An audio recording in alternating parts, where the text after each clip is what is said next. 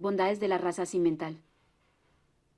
El ganado de la raza Cimental es conocido con diferentes nombres en el continente europeo como Cimental en Suiza, Flecky en Alemania y Austria, Pesata rosa en Italia, Pierre-Rouge, Montbéliarde y Abondance en Francia y Cimentalska en Polonia.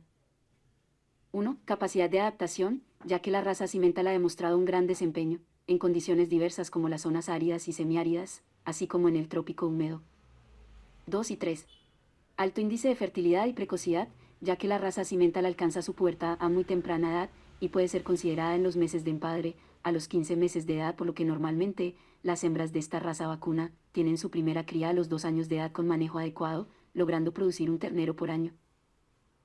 4. Doble propósito, ya que los ejemplares de la raza Cimental son capaces de producir leche, con alto contenido de grasa y proteína, y a su vez presentan excelente conformación cárnica y óptimo desarrollo muscular.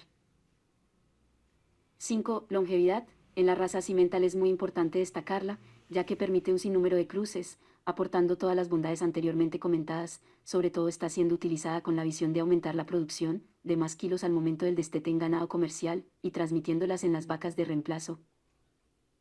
6. Docilidad. Toda vez que esto permite condiciones más fáciles de manejo en general, facilitando el desarrollo para las nuevas técnicas reproductivas de inseminación artificial y transferencia de embriones, lográndose desarrollar el trabajo con las instalaciones mínimas que se tengan.